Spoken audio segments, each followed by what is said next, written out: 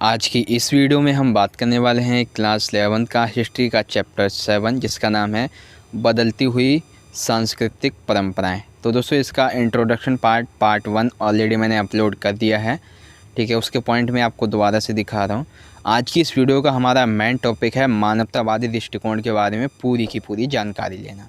ठीक है, जो कि आपके चैप्टर में दी गई है और एक बहुत बड़ा टॉपिक है आपके चैप्टर में इससे संबंधित। ठीक है, तो चलिए हम वीडियो को स्टार्ट करते हैं और मानवतावादी अवधारणा के बारे में पूरी की पूरी हम जानकारी लेते हैं। ठीक है, तो चलिए वीडियो को स्टार्ट करते हैं। तो देखिए, सबसे पहला पॉइंट आज की इस वीडियो का पहला और आखिरी पॉइंट यही है मानवतावाद के बारे में। तो सबसे पहले हम मानवतावाद के बारे में छोटी मोटी जानकारी जो है वो जानते हैं। आखिरकार ये है क्या, बेसिकली ये चीज़ क्या है। तो देखिए, मानवतावाद 14वीं शताब्दी में इटली में शुरू किए गए आंदोलनों में से एक था। यानी कि मानवतावाद क्या था, एक आंदोलन था। पेट्रोक को मानवतावाद का पिता के रूप में जाना जाता है। यानी कि मानवतावाद का पिता किसे माना जाता है, पेट्रोक को। उन्होंने पादरी के अंधविश्वासों और जीवन शैली की आलोचना की थी। यानी कि पेट्रोक में इस मानवतावाद को जन्म दिया था। ठीक है, और उन्होंने क्यों जन्म दिया था, क्योंकि वे पादरी के अंधविश्वासों और जीवन शैली की आलोचना करते थे, इसीलिए। ठीक है, मानवतावादी लोगों का तर्क था कि मध्य युग में चर्च ने लोगों की सोच को इस तरह जकड़ कर रखा था कि यूनान और रोम वासियों का समस्त ज्ञान उनके दिमाग से निकल चुका था।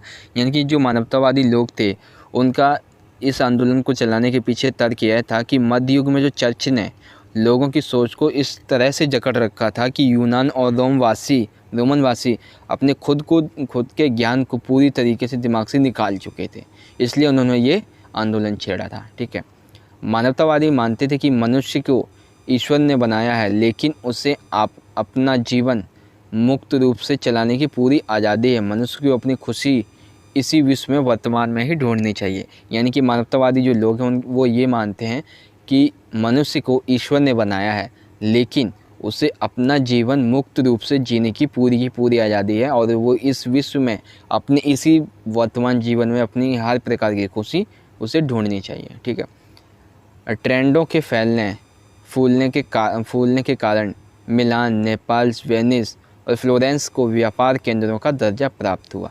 ये ट्रेंडो क्या है, एक मतलब कि ट्रेंडो एक तरह से देखा जाए तो मतलब कि एक व्यापार का जरिया है, एक जगह है। ठीक है, तो ट्रेंडों के फैलने फूलने के कारण मिलान, ठीक है, तो फैलने फूलने के कारण नेपल्स, वेनिस और फ्लोरेंस को व्यापार केंद्रों का दर्जा प्राप्त हुआ। अब है मानवतावादी विचारों के अभिलक्षण।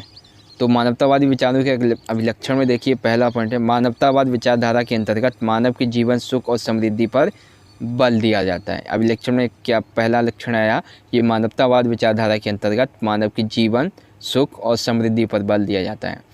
मानवतावाद के माध्यम से यह तथ्य स्पष्ट हो गया है कि मानव धर्म और ईश्वर के लिए ही ना होकर हमारे अपने लिए भी है। यानी कि मानवतावाद के माध्यम से यह तथ्य स्पष्ट हो गया कि मानव धर्म और ईश्वर के लिए नहीं बल्कि खुद के जीने के लिए भी बना है।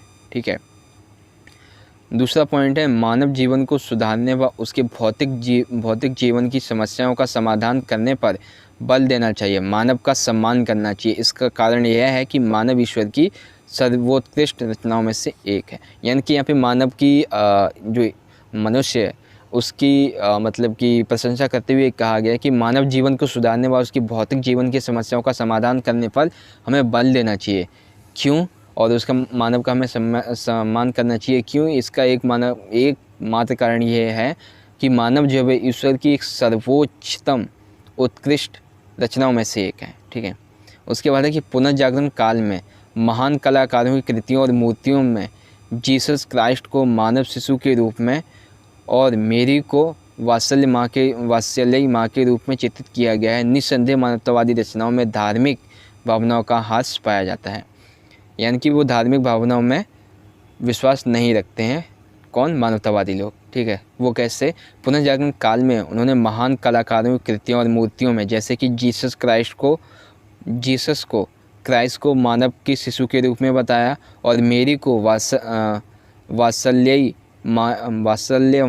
माँ के रूप में चित्रित किया है। तो निसंदेह इससे क्या निकल के आता है रिजल्ट सामने कि मानवतावादी रचनाओं में जो धार्मिक भावनाएं होती हैं वो नहीं पाई जाती हैं। ठीक है, लास्ट पॉइंट है, पुनर्जागरण काल के महान साहित्यकारों ने अपनी कृतियों में प्रतिपाद मानव की भावनाओं, दुर्बलताओं और शक्ति का विश्लेषण किया है। उन्होंने अपनी कृतियों के केंद्र के रूप में धर्म व ईश्वर के स्थान पर मानव को रखा है। इस युग की प्रमुख साहित्यिक कृतियों में डिवाइन कॉमेडी, यूटोपिया, हेलमेट आदि प्रसिद्ध है। यानी कि देखिए यहाँ पे मानवतावादी लोग जो हैं उन्होंने बोला है कि पुनर्जागरण काल में जो महान साहित्यकार हैं उन्होंने अपनी कृतियों में, अपनी कहानियों में, अपनी लेखन में मानव की भावनाओं के बारे में, उनकी दुर्बलताओं के बारे में, उनकी शक्तियों के बारे में अपनी इन कृतियों में, इन कहानियों में लिखा है। उन्होंने अपनी कृतियों के केंद्र के रूप में धर्म व ईश्वर के स्थान पर मानव को रखा है। इस युग की प्रमुख साहित्यिक कृतियों में डिवाइन कॉमेडी, यूटोपिया, हेलमेट आदि ये ज़्यादा प्रसिद्ध है। ठीक है, तो मानवतावादी विचारों के अवलक्षण के बारे में आपको ये सारी बातें पता चली। उसके बाद हम बात करते हैं अगले पॉइंट का। अगला पॉइंट है मानवतावादी विचारों की विशेषताएं। अब ये मानवतावादी विचारों की विशेषताएं क्या हैं?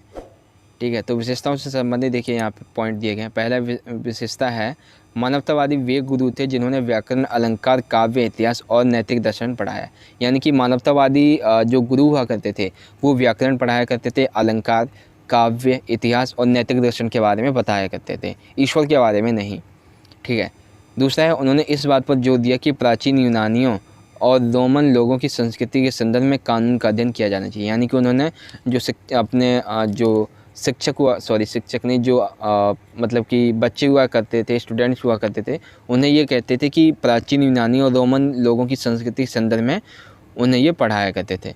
उन्होंने बच्चों को सिखाया कि व्यक्ति स्वयं अपने जीवन को धर्म, शक्ति और धन के अलावा अन्य माध्यमों से आकार दे सकते हैं। यानी कि जो व्यक्ति है वो केवल अपने जीवन को धर्म और शक्ति और धन से ही नहीं बल्कि अपितु अन्य माध्यम से भी अपने जीवन को निखार सकता है। ठीक है, फिर है, इंग्लैंड में थॉमस मोरे और हॉलैंड में इरास्मस जैसे ईसाई मानवतावादियों ने आम लोगों से पैसे निकालने के लिए चर्च और इसके लालची रिवाजों की आलोचना की थी। यानी कि आम लोगों से पैसे निकलवाने के लिए इन्होंने चर्च और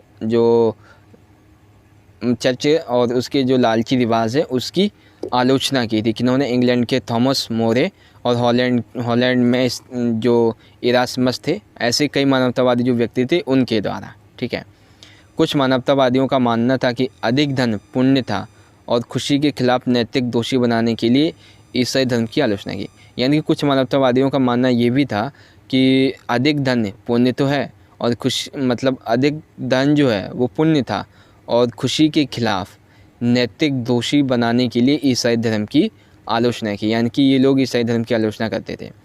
वे यह भी मानते थे कि इतिहास का अध्ययन मनुष्य को पूर्णतः जीवन के लिए प्रयास करता है।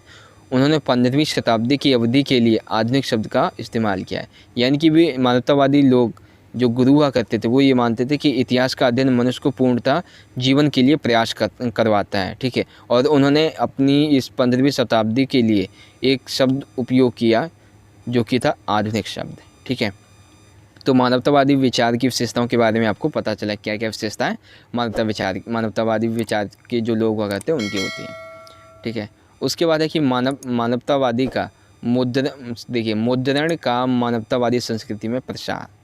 तो इसका आंसर कैसे लिखेंगे? देखिए, आंसर सिंपल है कि मुद्रण के कारण जो कुछ भी इटली में लिखा गया वो विदेशों तक पहुंचा। यानी कि इटली में जो कुछ भी लिखा जा रहा था उस समय तो वो विदेशों तक पहुंचा है। तो सिंपल सी बात है, जब इटली की जो बुकें होंगी, जो दस्तावेज होंगे, जो धर्म ग्रंथ होंगे वो दूसरे देशों में जाएंगे तो उसकी संस्कृति का प्रचार प्रसार होगा, जो कि किसकी वजह से हुआ? मुद्रण की वजह से, छपाई की वजह से। विचार और मत और ज्ञान का तेज़ी से प्रसार हुआ। यानी कि विचार और मत और ज्ञान का भी तेज़ी से प्रसार हुआ।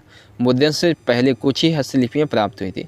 सन 1455 में जर्मन मूल के जोहानेस गुटेनबर्ग 1400 से 58 तक जिन्होंने पहले छापे खाने का निर्माण किया, उनकी कार्यशाला में बाइबल की 150 प्रतियाँ छपी थी। लेकिन आजकल बाइबल हर एक जो ये इस मानवतावादी विचार को मानते हैं उसके घरों में मिलती है। ठीक है, क्योंकि ये संभव हुआ मुद्रण की वजह से। तो मुद्रण की वजह से मानवतावादी संस्कृति में बदलाव आया है। ठीक है, तो आपको पता चला कि किस तरह से आपका ये मानवतावादी से संबंधित जो प्रश्न थे जो पॉइंट थे वो मैंने आपको यहाँ पे बता दिए हैं। ठीक है, तो आज की वीडियो हम यहाँ पे ख़त्म करते हैं। मानवतावाद से संबंधित जितने भी प्रश्न थे वो आज की हमारी इस वीडियो पे यहाँ पे ख़त्म हो जाते हैं। ठीक है, तो चलिए हम अगली वीडियो में मिलेंगे, लेकिन अगली वीडियो में मिलने से पहले मैं सभी प्रश्नों जो हमारे सभी पॉइंट्स हैं उनके आंसर में एक बार आपको दोबारा से दिखा देता हूँ।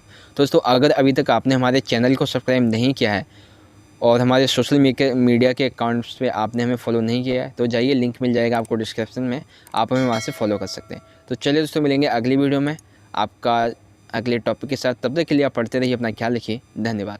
जय हिंद, वंदे मातरम।